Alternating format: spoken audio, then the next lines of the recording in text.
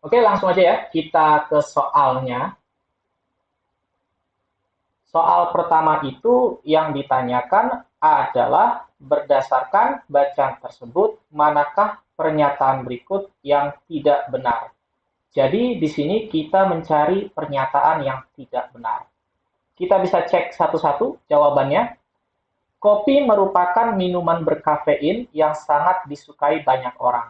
Ini ada ya di dalam teks, tertera dalam teks. Jawaban B, tubuh dapat mengirim sinyal-sinyal khusus ketika tak lagi mampu menerima kopi. Ini juga sama, ada di dalam teks. Jadi kalau ada soal seperti ini, biasakan baca dengan cepat.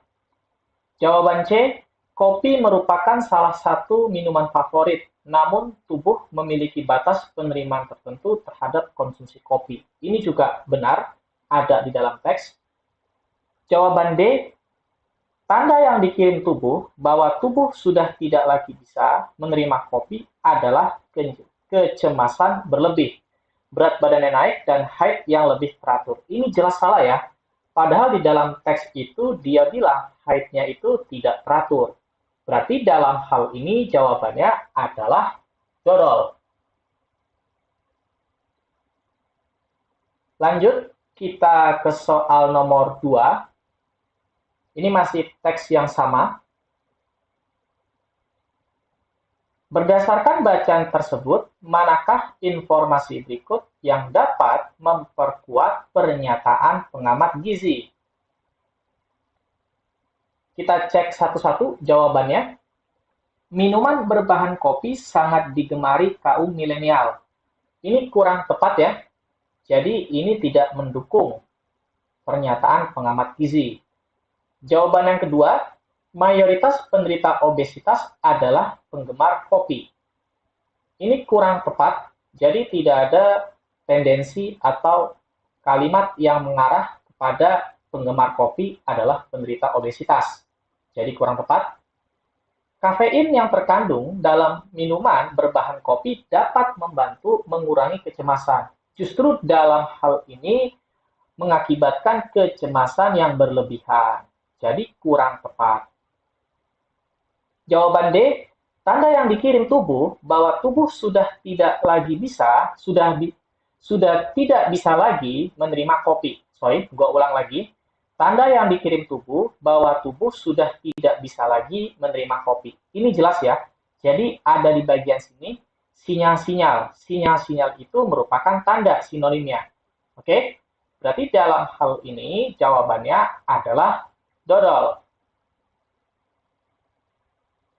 Lanjut, kita ke nomor 3.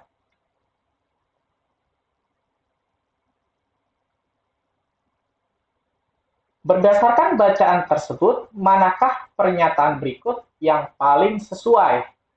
Kita cek satu-satu. Kapal kontainer kandas selama sepekan. Ini kurang tepat ya. Dia bilang di sini ini adalah hampir sepekan. Berarti belum pas sepekan. Jadi kurang tepat kalau dibilang dia ini seminggu. Padahal di sini hampir seminggu. Oke, berarti di sini salah.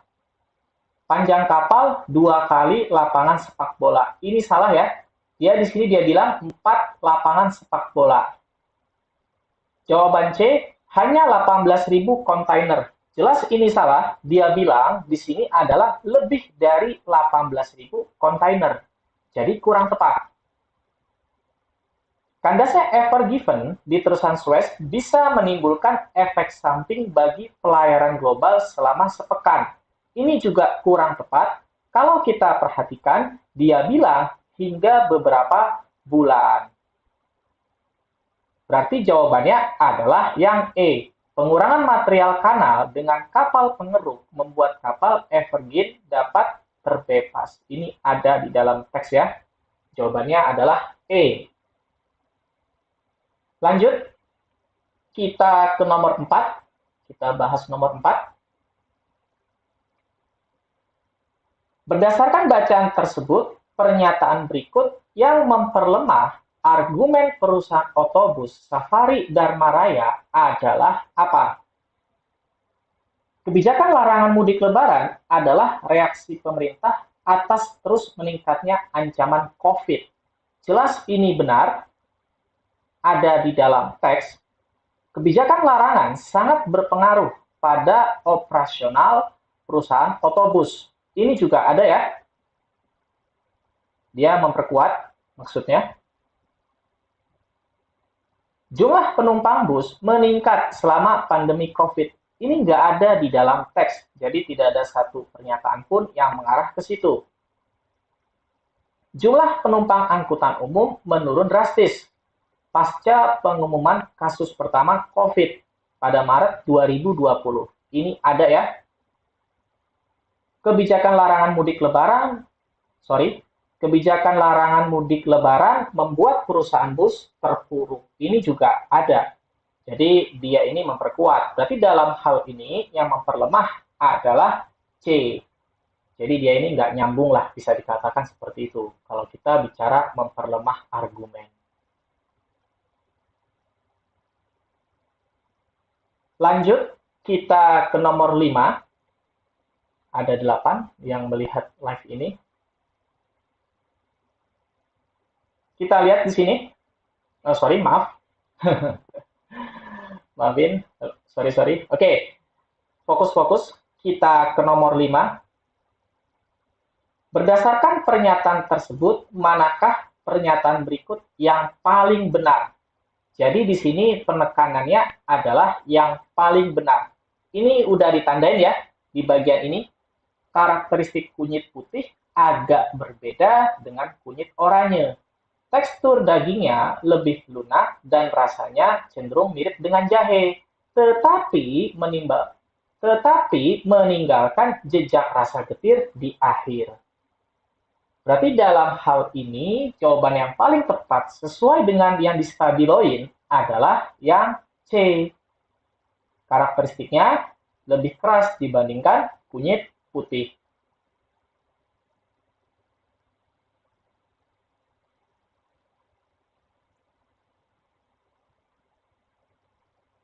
Lanjut, kita ke soal nomor 6. Pernyataan berikut yang memperlemah pendapat PT Pertamina. Kita bicara yang memperlemah lagi. Menjelang April 2021, suplai BBM di Jawa dijamin aman. Ini memperkuat ya, jelas ya, memperkuat teks. Terbakarnya kilang minyak Pertamina Balongan tidak memengaruhi pasokan BBM ke pelanggan. Ini justru memperkuat. Pemerintah memiliki cara khusus untuk mengatasi mahalnya harga minyak dunia. Ini memperkuat, setidaknya masih nyambung korelasinya. Karena di sini adalah memastikan stok BBM nasional tetap aman.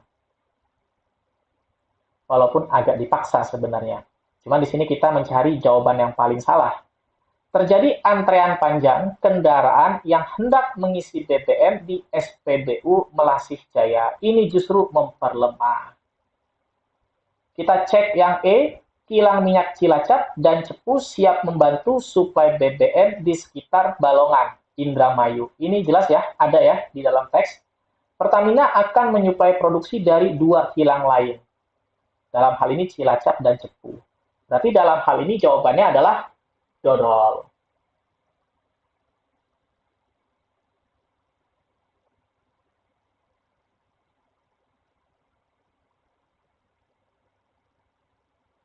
Lanjut, kita ke soal nomor 7. Berdasarkan bacaan tersebut, manakah simpulan berikut yang benar? Di sini, kalau kita bicara simpulan yang benar atau penegasan yang benar berdasarkan permasalahan dalam teks, kita bisa lihat yang ada tanda merahnya.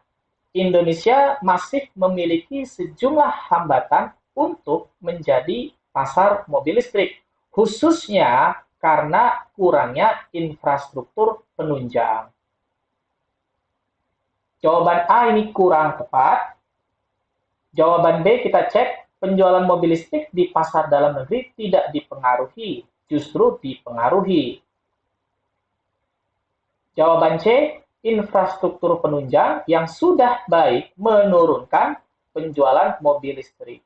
Justru kalau infrastrukturnya baik, penjualannya pun juga ikut naik. Kurang tepat ya? Infrastruktur penunjang kurang baik jika penjualan mobil listrik naik. Sekali lagi kita baca, infrastruktur penunjang kurang baik jika penjualan mobil listrik naik. Ini bahasanya sedikit rancu, kurang tepat. Kita cek yang E, penjualan mobil listrik di Indonesia terhambat jika infrastruktur penunjang kurang. Ini yang paling tepat ya di antara semua opsi. Jawabannya adalah yang E.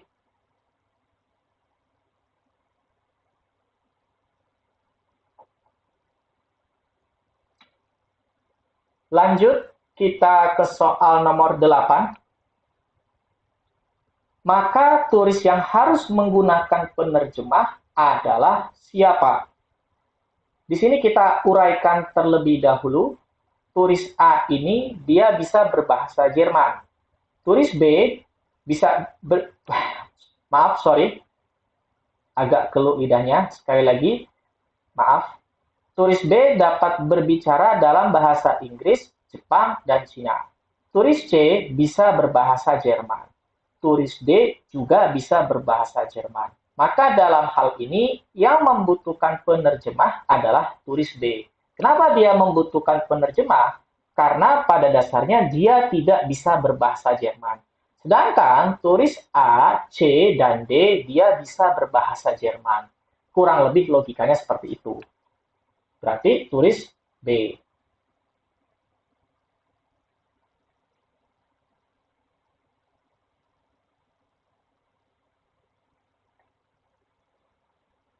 Sekarang kita ke soal nomor 9.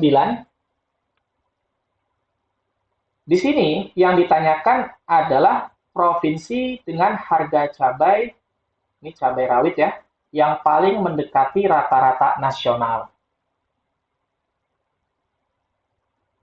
Kita cek satu-satu. Kalau kita bicara harga rata-rata nasional, jelas harga rata-rata nasionalnya adalah 92.000. Kita bulatkan aja. Di sini kita cek. Kalimantan Barat, Kalimantan Tengah, Bangka Belitung, ini Kalimantan Selatan. Berarti dalam hal ini yang paling mendekati rata-rata nasional atau yang ya setidaknya dia yang paling murah di antara semua provinsi adalah Kalimantan Selatan. Jawabannya adalah yang E.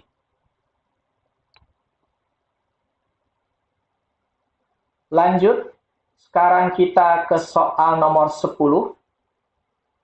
Jika panen cabai sangat melimpah, sesuai bacaan di atas, simpulan yang paling tepat adalah, jadi di sini kita melakukan pengandaian. Kalau panen,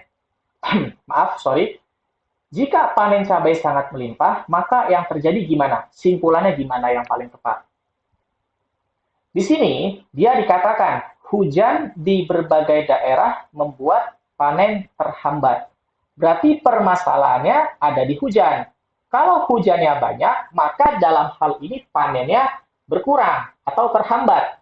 Nah, kalau panennya melimpah, secara logika, maka hujannya itu relatif tidak ada. Berarti jawabannya adalah ayam.